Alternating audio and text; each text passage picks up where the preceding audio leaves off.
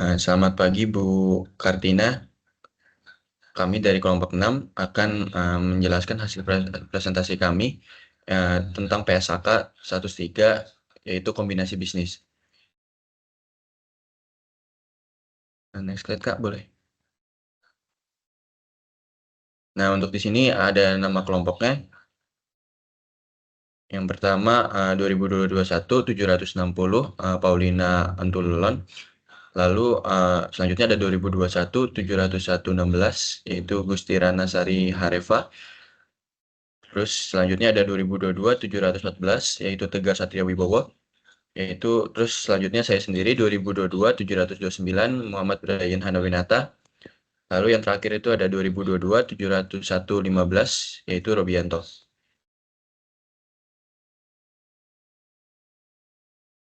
Yang pertama itu kita akan menjelaskan kombinasi bisnis. Kombinasi bisnis itu adalah suatu transaksi atau peristiwa lain di mana pihak pengakuisisi memperoleh pengendalian atas satu atau lebih bisnis. Transaksi yang kadang disebut sebagai merger sejati atau merger setara juga merupakan kombinasi bisnis sebagaimana istilah tersebut digunakan dalam pernyataan ini.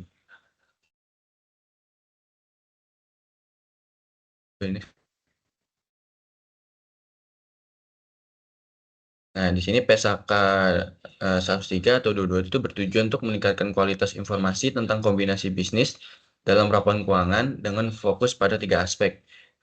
Ada yang relevansi, keandalan, dan daya banding. Nah, untuk mencapai ini, pernyataan tersebut mengatur prinsip dan persyaratan bagi pihak pengakuisisi. Untuk yang pertama, mengakui dan mengukur aset teridentifikasi, liabilitas yang diambil alih, dan kepentingan non-pengendali dari pihak yang diakuisisi.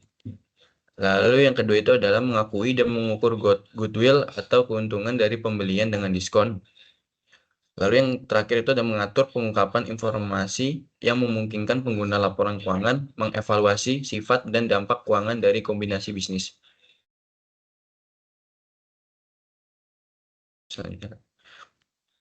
Nah, itu dalam pencatatan kombinasi bisnis itu entitas diwajibkan untuk menerapkan metode akuisisi. Metode ini melibatkan beberapa tahapan kunci. Yang pertama itu pengidentifikasian pihak pengakuisisi, lalu penentuan tanggal akuisisi, terus pengakuan DNA pengukuran aset teridentifikasi yang diperoleh, liabilitas yang diambil alih, dan kepentingan non-pengendali pihak diakuisisi. Dan yang terakhir itu adalah pengakuan dan pengukuran goodwill atau keuntungan dari pembelian dengan diskon.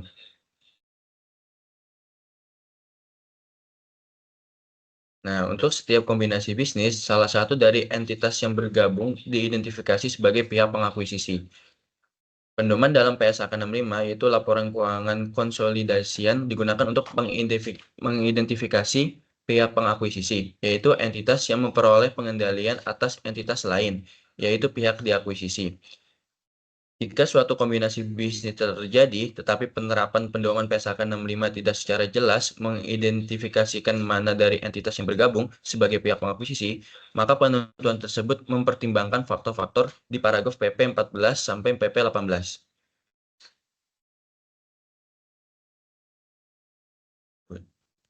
Nah, dalam proses kombinasi bisnis, pihak pengakuisisi memiliki tanggung jawab untuk menetapkan tanggal akuisisi dengan tepat. Tanggal ini didefinisikan sebagai saat di mana pengakuisisi memperoleh kendali efektif atas entitas yang diakuisisi. Penentuan tanggal ini melibatkan beberapa pertimbangan penting.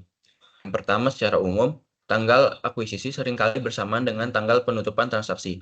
Lalu yang kedua itu penting untuk dicatat bahwa tanggal akuisisi tidak selalu identik dengan tanggal penutupan. Lalu yang terakhir itu dalam menentukan tanggal akuisisi yang tepat, pengakuisisi harus melakukan evaluasi menyeluruh terhadap semua fakta dan keadaan yang relevan.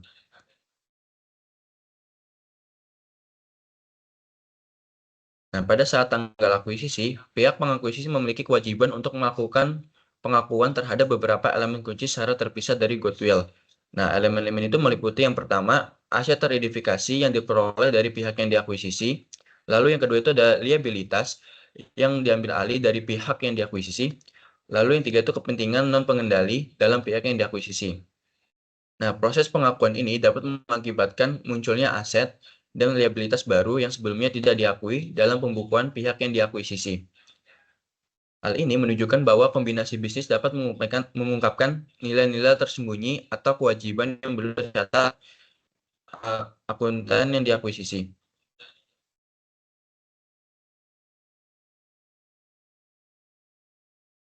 Ya, dalam proses akuisisi ini, pihak pengakuisisi memiliki tanggung jawab untuk melakukan pengukuran terhadap beberapa elemen terkunci.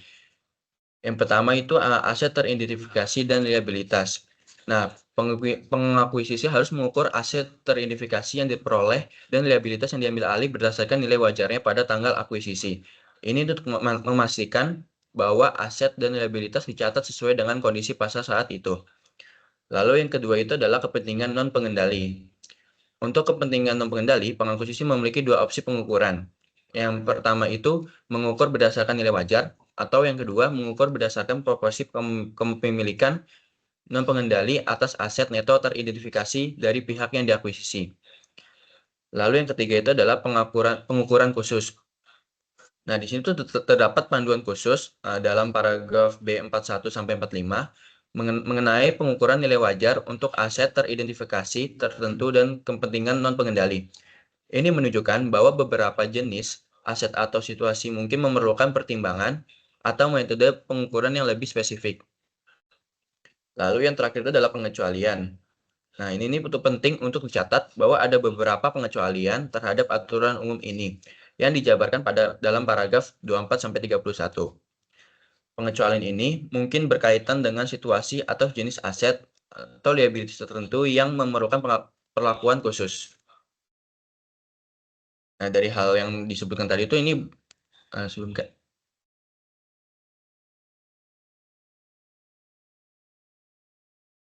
Nah, hal yang disebutkan tadi itu bertujuan untuk memastikan bahwa pengukuran dalam kombinasi bisnis itu mencerminkan nilai ekonomis yang sebenarnya, sambil tetap memberikan fleksibilitas untuk situasi-situasi khusus yang mungkin memerlukan perlakuan berbeda.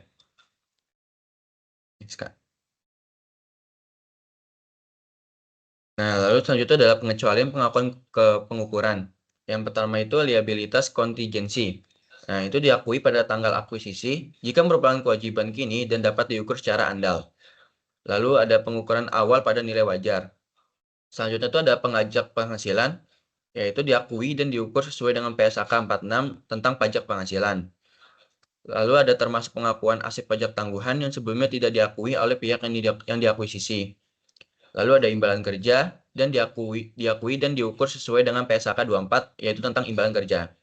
Lalu yang terakhir itu adalah aset identifikasi, yaitu diakui pada saat yang sama dengan item yang diidentifikasi, lalu diukur dengan dasar yang sama dengan item yang diidentifikasi dengan pertimbangan kolektibilitas.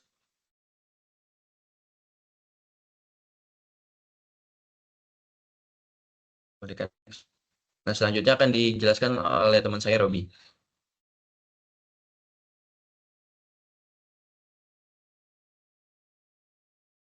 Selanjutnya ada imbalan kontingensi. Ada poin pertama yaitu imbalan kontingensi timbul karena kesepakatan mengakui imbalan kontingensi pada nilai wajar pada tanggal akuisisi. Yang poin kedua yaitu diklasifikasikan sebagai liabilitas atau ekuitas berdasarkan definisi instrumen ekuitas PSAK 50. Yang ketiga yaitu pengakuisisi mengklasifikasikan hak atas imbal hasil yang dari imbalan yang dialihkan sebelumnya sebagai aset jika memenuhi kondisi tertentu. Yang keempat yaitu jika laba perusahaan yang diakuisisi dalam 2 tahun pertama meningkat lebih dari 10%, maka akan diberikan tambahan pembayaran sebesar 10% dari kenaikan laba di atas 10%. Yang terakhir yaitu pihak yang diakuisisi diberikan opsi saham yang dengan nilai tertentu yang dikaitkan dalam kinerja.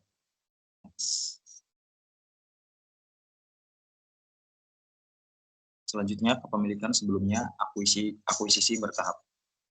Poin pertama yaitu pihak pengakuisisi mengukur kepentingan ekuitas yang dimiliki sebelumnya pada pihak yang diakuisisi pada nilai wajar tanggal akuisisi dan mengakui keuntungan dan kerugian yang dihasilkan.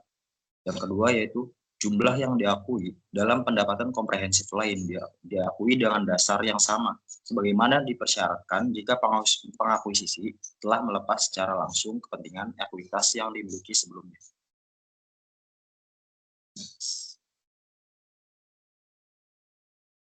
Selanjutnya kombinasi bisnis tanpa pengalihan.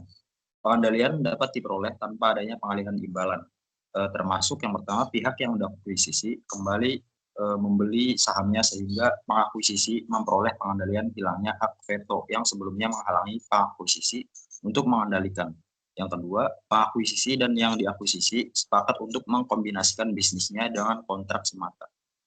Contohnya itu penggabungan dua bisnis bersama-sama dalam satu kesepakatan gabungan atau stapling arrangement atau pembentukan perusahaan yang tercatat di dua bursa atau dua list corporation. Pengakuan sesuai PSAK ini memunculkan kepentingan non pengendalian yang dominan atau seluruhnya.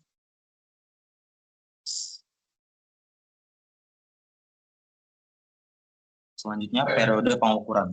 Poin pertama yaitu jika proses kombinasi bisnis belum selesai pada akhir periode pelaporan, maka pihak pengakuisisi melaporkan jumlah sementara untuk pos-pos atau items yang proses akuntansinya belum selesai. Yang kedua, pihak pengakuisisi menyesuaikan secara retrospektif jumlah sementara yang diakui pada tanggal akuisisi untuk mencerminkan informasi baru yang berdampak pada pengukuran yang diakui. Yang ketiga, pihak pengakuisisi mengaku aset atau liabilitas tambahan jika informasi baru diperoleh mengenai fakta dan keadaan yang ada pada tanggal akuisisi. Yang terakhir yaitu periode pengukuran berakhir segera setelah pihak pengakuisisi menerima informasi yang dicari tentang fakta dan keadaan yang ada pada tanggal akuisisi atau mempelajari bahwa informasi lebih baik tidak dapat diperoleh pada periode pengukuran tidak boleh melebihi 1 tahun dari tanggal akuisisi. Nah, selanjutnya ada aset indemnifikasi. Yang pertama itu penjual memberikan jaminan kepada pengakuisisi terkait ketidakpastian kontingensi atau aset atau liabilitas tertentu. Kedua, pengakuisisi memperoleh aset indemnifikasi bersamaan dengan pengakuan atau aset atau liabilitas yang dijamin dan mengukurnya dengan dasar yang sama. Yang ketiga, pengukuran aset indemnifikasi dilakukan setiap akhir periode berdasarkan aset atau liabilitas yang dijamin. Yang terakhir, pengakuan aset indemnifikasi dihentikan jika aset diambil, dijual, atau atas aset tersebut hilang. Selanjutnya, akuntansi dan pengukuran setelah pengakuan awal. Secara umum, pihak pengakuisisi mengukur dan mencatat aset yang diperoleh, liabilitas yang diambil alih atau terjadi, dan instrumen ekuitas yang diterbitkan dalam kombinasi bisnis sesuai dengan SAH terkait dengan untuk pos-pos atau items tersebut, tergantung dari sifatnya. Panduan khususnya yaitu hak yang pertama hak yang diperoleh kembali, yang kedua liabilitas kontingensi yang diakui pada tanggal akuisisi, yang ketiga aset indemnifikasi, dan terakhir adalah imbalan kontingensi. Hak yang diperoleh kembali itu poinnya yaitu diakui sebagai aset tidak berwujud dan diamortisasi selama sisa periode kontraktual yang mendasari kontrak tersebut. Yang kedua itu nilai tercatat sebagai dasar untuk menentukan keuntungan dan kerugian jika dijual.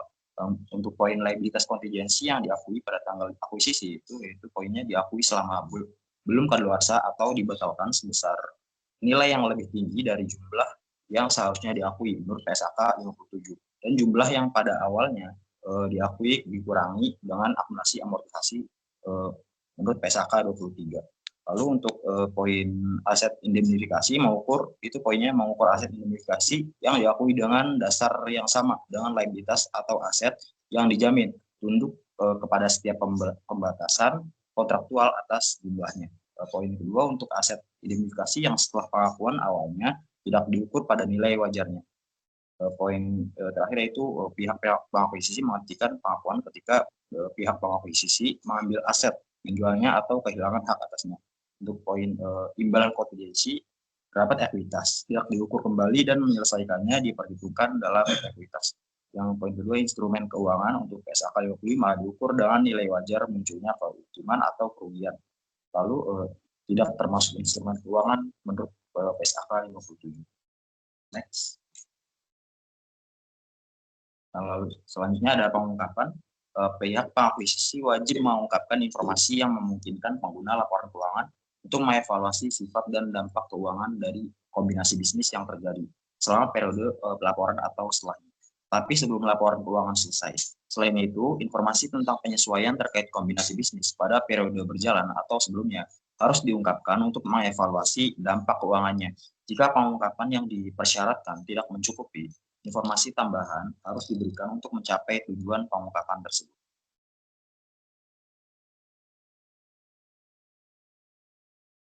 Selanjutnya, ketentuan transisi one of two.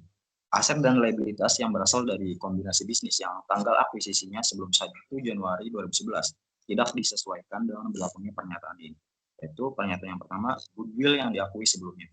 Poinnya menghentikan amortisasi goodwill, mengeliminasi jumlah tercatat yang terkait dengan akumulasi amortisasi sehubungan dengan penurunan goodwill. Yang terakhir yaitu melakukan uji penurunan nilai atas goodwill.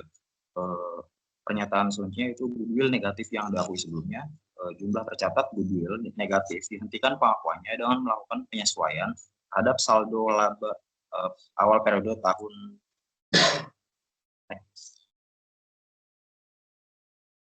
ketentuan transisi transisi investasi yang dicatat dengan metode ekuitas setelah 1 Januari 2011. Yang pertama diperoleh setelah 1 Januari 2011.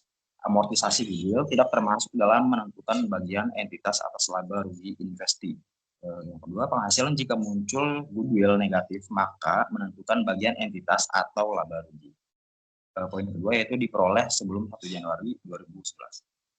Menghentikan amortisasi goodwill, dan kedua menghentikan goodwill negatif. Selanjutnya, pajak penghasilan. Pengakuisisi menerapkan PSAK 46 secara prospektif. Kedua, pengakuisisi mengaku perubahan dalam aset pajak tangguhan sebagai penyesuaian laba atau bukan jika disyaratkan dalam PSAK 46. Selanjutnya akan dijelaskan oleh rekan saya, yaitu Tegar. Selanjutnya ada identifikasi kombinasi bisnis.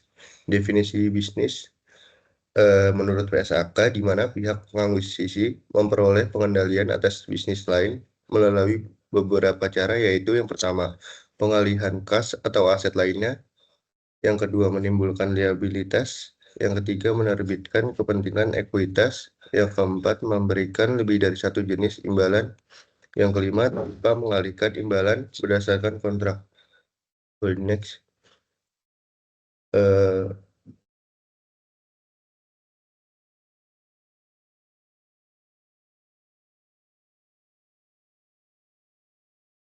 PP 06 tentang cara-cara kombinasi bisnis yang bisa dirancang untuk alasan hukum, perpajakan, atau lainnya, termasuk yang pertama menggabungkan satu atau lebih bisnis ke pihak pengakuisisi, yang kedua entitas yang bergabung mengalihkan aset netonya atau kepemilikan ekuitasnya, yang ketiga seluruh entitas bergabung untuk membentuk entitas baru, yang keempat pemilik sebelum mempertahankan kendali atas entitas yang digabungkan. Selanjutnya ada definisi bisnis. PP 07 menjelaskan bahwa suatu bisnis terdiri dari 3 unsur utama, input, proses, dan output. Yang pertama, input, sumber daya ekonomi yang menghasilkan atau berkontribusi untuk menghasilkan output, seperti aset tidak lancar, kekayaan intelektual, akses bahan baku, atau karyawan. Yang kedua, proses, sistem atau prosedur yang diterapkan pada input untuk menghasilkan output, misalnya manajemen strategis atau operasional. Proses bisa berupa dokumentasi atau keterampilan tenaga kerja. Yang ketiga, output, hasil dari input dan proses berupa barang atau jasa kepada pelanggan, penghasilan investasi atau dividen atau bunga, atau penghasilan lain dari aktivitas normal. Selanjutnya, identifikasi pihak pengakuisisi. Dalam proses akuisisi, pihak pengakuisisi memiliki tanggung jawab untuk melakukan pengukuran terhadap beberapa elemen kunci. Yang pertama, aset teridentifikasi dan liabilitas. Yang kedua, kepentingan non-pengendali. Yang ketiga, pengukuran khusus. Yang keempat, pengecualian. Hal ini bertujuan untuk memastikan bahwa pengukuran dalam kombinasi bisnis mencerminkan nilai ekonomis yang sebenarnya, sambil tetap memberikan fleksibilitas untuk situasi-situasi khusus yang mungkin memerlukan perlakuan berbeda.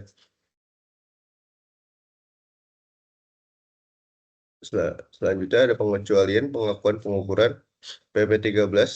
PSAK 65 digunakan untuk menentukan pihak yang mengakuisisi, terutama jika sulit diidentifikasi. Jika tidak jelas, faktor dari PP 14 sampai PP 18 dipertimbangkan PP 14, jika kombinasi bisnis melibatkan pengalihan kas, aset, atau liabilitas, pengakuisisi biasanya adalah identitas yang memberikan kas atau aset tersebut. Selanjutnya PP 15, dalam kombinasi bisnis yang melibatkan pertukaran kepentingan ekuitas, pengakuisisi biasanya adalah entitas yang menerbitkan ekuitas. Namun, pada beberapa kasus seperti akuisisi terbalik, penerbit ekuitas mungkin merupakan pihak yang diakuisisi. Faktor lain yang mempertimbangkan dan dalam mengidentifikasi pengakuisisi adalah yang pertama, porsi hak suara. Pengakuisisi biasanya adalah identitas yang memiliki porsi hak suara terbesar setelah kombinasi. Yang kedua, opsi atau kepemilikan lainnya. Pengakuisisi biasanya adalah entitas yang memiliki kendali signifikan dalam struktur kepemilikan entitas hasil kombinasi.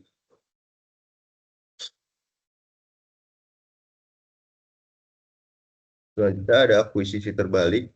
PP 19 menjelaskan bahwa dalam akuisisi terbalik, entitas yang menerbitkan saham atau pengakuisisi secara hukum dianggap sebagai pihak yang diakuisisi untuk tujuan akuntansi. Sebaliknya, entitas yang sahamnya diakuisisi atau diakuisisi secara hukum dianggap sebagai pengakuisisi secara akuntansi. Contoh akuisisi terbalik terjadi saat entitas tertutup ingin menjadi publik tanpa mendaftarkan sahamnya dengan entitas publik mengakuisisi saham entitas tertutup. Untuk akuisisi terbalik, pihak diakuisisi secara akuntansi harus memenuhi definisi bisnis, termasuk pengakuan goodwill. Selanjutnya ada penyusunan dan penyajian laporan keuangan konsolidasi. PP 21 sampai PP 22 menjelaskan bahwa dalam akuisisi terbalik, laporan keuangan konsolidasian disusun menggunakan nama entitas induk secara hukum atau pihak diakuisisi secara akuntansi, tetapi informasi keuangan berasal dari entitas anak secara hukum atau pihak pengakuisisi secara akuntansi. Struktur modal disesuaikan untuk mencerminkan modal entitas induk secara hukum. Laporan keuangan konsolidasian mempresentasikan yang pertama ada aset dan liabilities entitas anak secara hukum pada nilai tercatat sebelum akuisisi. Yang kedua, aset dan liabilitas entitas induk secara hukum sesuai PSAK. Yang ketiga, saldo laba dan ekuitas lainnya dari entitas anak secara hukum sebelum akuisisi. Yang keempat, kepentingan ekuitas yang diterbitkan sesuai nilai wajar dari entitas hidup secara hukum. Yang kelima, proporsi kepentingan non pengendali dari entitas anak secara hukum sebelum kombinasi bisnis. Selanjutnya, laba per saham. PP 25 sampai PP 27 menjelaskan bahwa dalam akuisisi terbalik, struktur ekuitas mencerminkan pihak pengakuisisi secara hukum atau pihak diakuisisi secara akuntansi.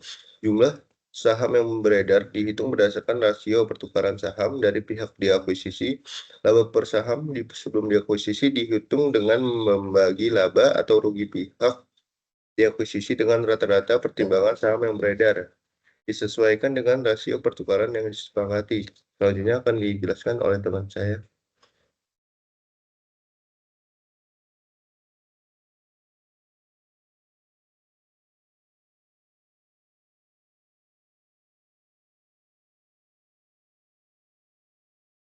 Selanjutnya saya akan menjelaskan pengukuran nilai wajar aset teridentifikasi tertentu dan kepentingan non-pengendali pada pihak diakuisisi.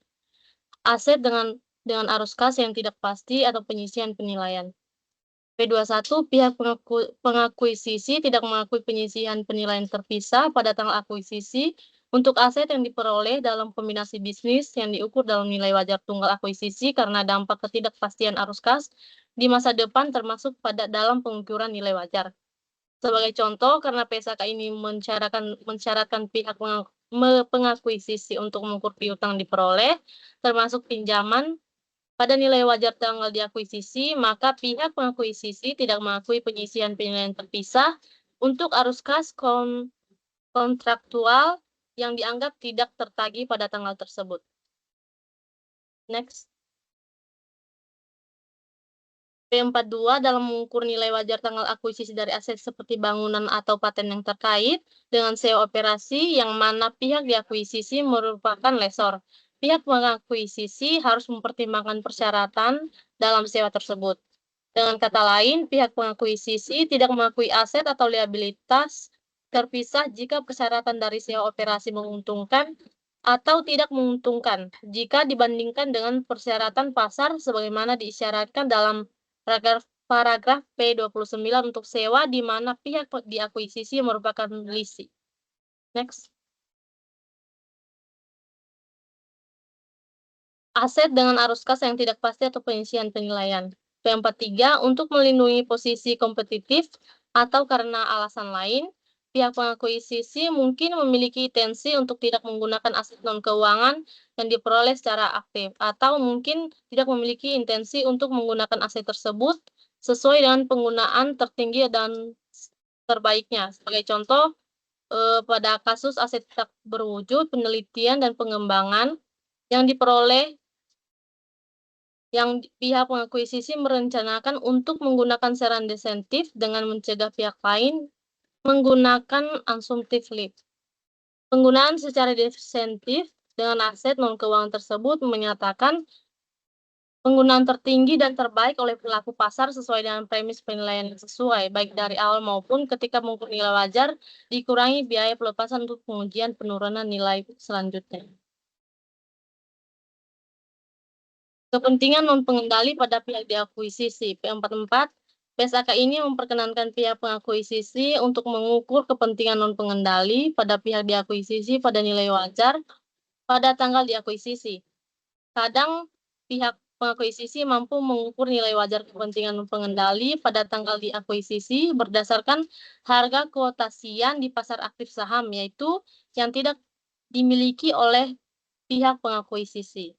Akan tetapi, dalam situasi lain, harga kuotasian dalam pasar aktif saham demikian, pihak pengakuisisi wajar kepentingan pengendali tersebut menggunakan teknik penilaian lain. P45, nilai wajar per saham kepentingan pihak pengakuisisi pada pihak diakuisisi dan pihak kepentingan non-pengendali dapat berbeda.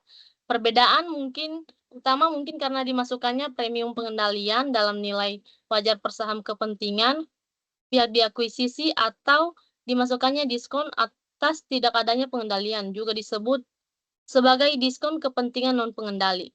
Dalam nilai wajar per saham kepentingan non-pengendali jika pelaku pasar memperhitungkan premium atau diskon ketika menilai kepentingan non-pengendali. Pengukuran goodwill atau keuntungan dari pembelian dengan diskon.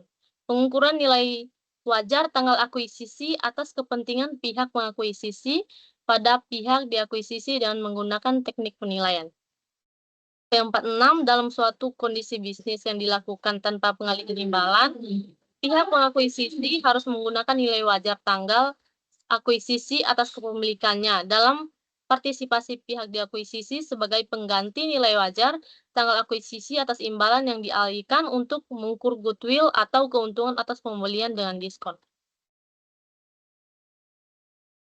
Pertimbangan-pertimbangan khusus dalam penerapan metode akuisisi untuk kombinasi entitas bersama. P47, jika dua entitas bersama berkombinasi, maka nilai wajar kepentingan ekuitas atau kepentingan anggota pada pihak diakuisisi atau nilai wajar pihak diakuisisi mungkin dapat diukur secara lebih andal dibandingkan dengan nilai wajar kepentingan anggota yang dialihkan oleh pihak pengakuisisi. Dalam situasi tersebut, paragraf 33 mensyaratkan pihak pengakuisisi untuk menentukan jumlah goodwill dengan menggunakan nilai wajar kepentingan ekuitas pihak diakuisisi dan bukan nilai wajar tanggal akuisisi. Kepentingan ekuitas tanggal akuisisi pihak pengakuisisi yang dialihkan sebagai imbalan. Sebagai tambahan, pihak pengakuisisi dalam suatu kombinasi entitas bersama mengakui aset neto pihak diakuisisi sebagai tambahan langsung pada modal atau ekuitas dalam laporan posisi keuangannya, bukan sebagai tambahan saldo laba. Hal ini konsisten dengan lana rentitas jenis lain atau menerapkan metode akuisisi. P48, walaupun dalam beberapa hal serupa dengan bisnis lain, entitas bersama memiliki karakteristik berbeda yang terutama timbul karena anggotanya adalah pelanggan dan pemilik.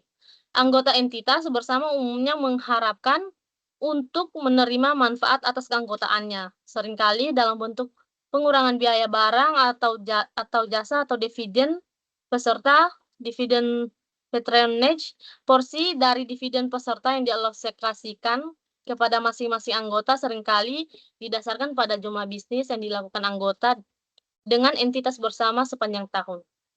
P49, pengukuran nilai wajar entitas bersama mencakup asumsi yang akan dibuat pelaku pasar tentang manfaat masa depan anggota serta asumsi lain yang relevan yang dibuat pelaku pasar tentang entitas bersama.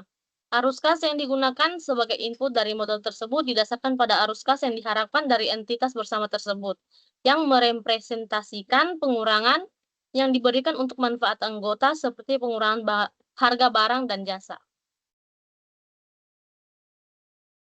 PP50 mengatur bagian dari transaksi kombinasi bisnis. PP50 pihak pengakuisisi mempertimbangkan faktor-faktor berikut ini. Tidak bersifat konfliktif secara bersama-sama atau individual untuk mengatur apakah suatu transaksi merupakan bagian dari pertukaran untuk pihak diakuisisi atau transaksi terpisah dari kombinasi bisnis. Pertama itu ada alasan transaksi, ada pihak yang memprakarsai transaksi, ada waktu transaksi.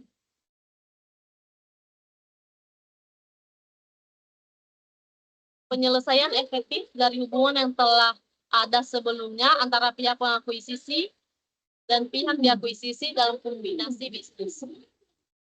PP51, pihak pengakuisisi dan pihak diakuisisi mungkin memiliki hubungan yang ada sebelumnya karena mempertimbangkan kombinasi bisnis yang disebut sebagai hubungan yang telah ada sebelumnya. Suatu hubungan yang telah ada antara pihak pengakuisisi dan pihak diakuisisi dapat terjadi secara kontraktual. Sebagai contoh, penjual dan pembeli atau pemilik lisensi dan pengguna lisensi.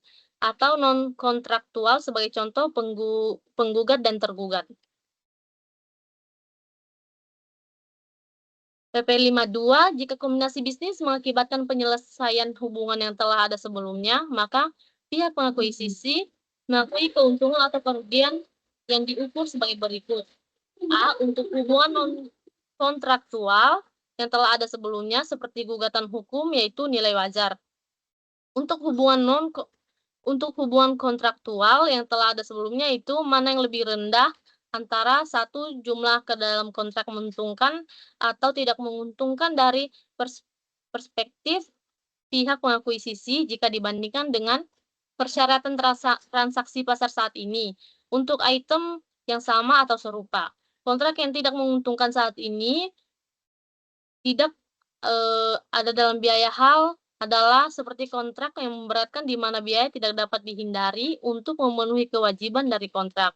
Melebihi manfaat ekonomi yang diharapkan dapat diterima melalui kontrak ini. Yang kedua, jumlah dalam ketentuan penyelesaian yang dinyatakan dalam kontrak yang tersedia bagi pihak lawan yang mana kontrak tersebut tidak menguntungkan baginya. PP53, suatu hubungan yang telah ada sebelumnya mungkin merupakan kontrak yang diakui pihak pengakuisisi sebagai hak yang diperoleh kembali jika kontrak memiliki ketentuan yang menguntungkan atau tidak menguntungkan saat dibandingkan dengan harga transaksi pasar saat ini item yang sama atau serupa. Maka pihak pengakuisisi secara terpisah dari kombinasi bisnis keuntungan atau kerugian untuk menyelesaikan kontrak yang efektif yang diukur sesuai dengan paragraf PP52.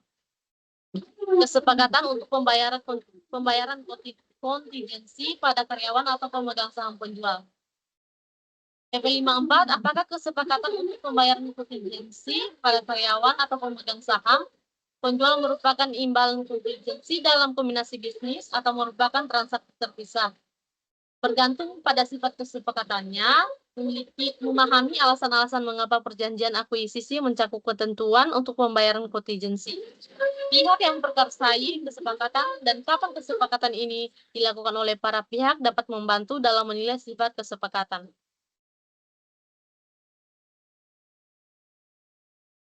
PP56, jika terdapat ketidakjelasan apakah kesepakatan untuk pembayaran kepada karyawan atau pemegang saham penjual merupakan bagian dari pertukaran bagi pihak diakuisisi atau merupakan suatu transaksi terpisah dari kombinasi bisnis, maka pihak pengakuisisi mempertimbangkan beberapa indikator berikut.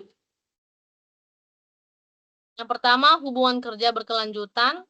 Durasi hubungan kerja berkelanjutan, level remunerasi, pembayaran incremental pada karyawan, jumlah saham yang dimiliki, keterkaitan dengan penilaian, formula dalam imbalan, perjanjian, dan isu lainnya. Selanjutnya akan dijelaskan oleh teman saya. Selanjutnya, pihak mengakuisisi dapat mempertukarkan penghargaan pembayaran berbasis saham atau penghargaan pengganti dengan penghargaan yang dimiliki oleh karyawan pihak diakuisisi. Nah, pihak pengakuisisi ini berkewajiban untuk mengganti penghargaan pihak diakuisisi jika penghargaan tersebut disyaratkan oleh yang pertama, adanya persyaratan perjanjian akuisisi. Yang kedua itu persyaratan penghargaan pihak diakuisisi. Dan yang terakhir adanya perundang-undangan dan peraturan yang berlaku. Selanjutnya, untuk mengatur bagian penghargaan pengganti yang merupakan bagian imbalan yang dialihkan kepada pihak diakuisisi dan bagian yang merupakan remunerasi untuk jasa setelah bisnis kombinasi, pihak pengakuisisi mengukur penghargaan pengganti yang diberikan oleh pihak pengakuisisi dan penghargaan pihak diakuisisi pada tanggal akuisisi. Nah, bagian ukuran berdasarkan pasar dari penghargaan pengganti yang merupakan bagian dari imbalan yang dialihkan dalam pertukaran dengan pihak diakuisisi sama dengan bagian penghargaan pihak diakuisisi yang dapat diatribusikan pada jasa sebelum bisnis kombinasi. Selanjutnya, bagian penghargaan pengganti yang dapat diatribusikan pada jasa sebelum kombinasi bisnis merupakan ukuran berdasarkan pasar dari penghargaan pihak diakuisisi dikalikan dengan rasio dari porsi periode vesting yang telah terpenuhi terhadap yang lebih besar antara jumlah periode vesting dan juga periode vesting awal dari penghargaan pihak diakuisisi. Nah, periode vesting adalah periode di mana seluruh keadaan vesting akan terpenuhi. Selanjutnya, ada bagian penghargaan pengganti non-vested yang dapat diatribusikan pada jasa setelah bisnis kombinasi. Oleh karena itu, diakui sebagai biaya remunerasi dalam laporan keuangan setelah bisnis kombinasi. Sama dengan total ukuran berdasarkan pasar dari penghargaan pengganti dikurangi dengan jumlah yang diatribusikan pada jasa sebelum bisnis kombinasi.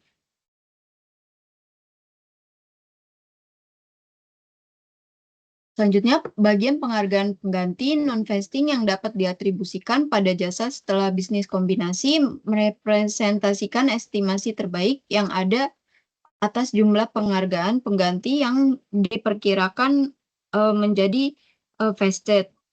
Sebagai contoh, jika ukuran berdasarkan pasar bagian penghargaan pengganti yang diatribusikan pada jasa sebelum bisnis kombinasi sebesar 100